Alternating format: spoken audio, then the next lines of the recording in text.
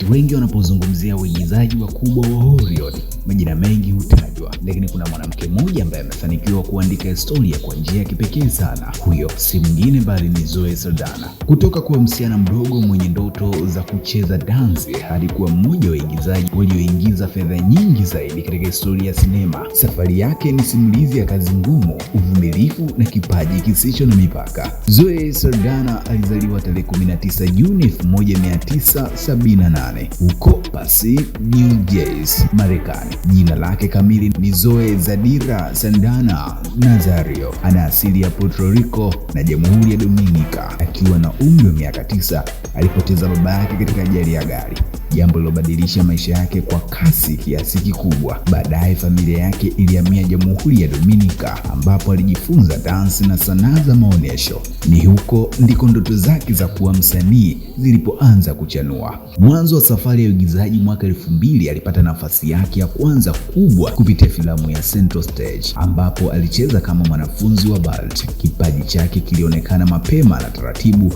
akaanza kupata nafasi kubwa zaidi Hollywood. Baadaye alionekana katika filamu kama Crossroads, Drumline, Pirates of the Caribbean, The Curse of the Black Pearl. Filamu hizi zilimfungulia milango ya mafanikio makubwa zaidi. Mwaka 2009 Zoe alipata nafasi ya kuigiza Neytiri katika filamu ya Avatar iliyoongozwa na James Cameron. Kupitia teknolojia ya motion capture, Zoe aliweza kuupa uhai mhusika wa Neytiri wa jamii ya Na'vi kwenye sayari ya Pandora. Filamu hiyo ilivunja rekodi duniani kote na kuwa moja ya filamu zilizofanikiwa zaidi kuwahi kutengenezwa. Kilichowavutia wengi ni jinsi Zoe alivyoleta hisia halisi kupitia mhusika wa kidijitali, kiasi kwamba mashabiki wengi walihisi Neytiri ni mtu halisi kabisa. Baada ya Avatar, Zoe aliendelea kutawala filamu kubwa za sayansi ya kubuniwa. Aliigiza kama Neytiri katika Avatar, Gamora katika Guardians of the Galaxy, Nyota Huru katika Star Trek. Hali hii ilimfanya kuwa mmoja wa nyuso muhimu zaidi katika franchise kubwa za Hollywood.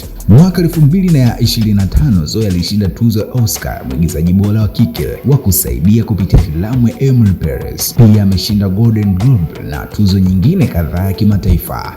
Kwa mujibu wa taarifa za hivi karibuni, Zoe amekuwa miongoni mwa waigizaji walioingiza fedha nyingi zaidi katika historia ya sinema kutokana na mafanikio ya Avatar. Zoe ameolewa na Marco Pelego tangu mwaka 2013. Wawili hao wana watoto watatu wa kiume na mara nyingi huonekana wakishirikiana katika miradi ya sanaa na filamu. Leo hii Zoe Saldana si mwigizaji wa kawaida. Yeye ni ishara ya mafanikio, uthubutu na uwakilishi wa tamaduni mbalimbali Hollywood. Kutoka kwenye dots za motion capture ulizoona kwenye picha hadi kwa Neytiri aliyependwa na mamilioni ya mashabiki duniani, Zoe ameonyesha kuwa kipaji cha kweli hakina mipaka. Na pengine jambo kubwa zaidi kuhusu Zoe Saldana ni hili: watu wengi wanaiona Avatar kama mafanikio ya teknolojia, lakini nyuma ya teknolojia hiyo kulikuwa na hisia, sauti na uigizaji wa kiwango cha juu uliotolewa na Zoe Saldana. Kati ya nafasi hizi tatu za Zoe Saldana, Neytiri ya Avatar, Gamora ya Guardian of the Galaxy, Uhura Star Trek, ni ipi umeipenda zaidi? Andika maoni yako hapa chini na usisahau kufollow kwa makala zaidi ya mastaa wa Hollywood.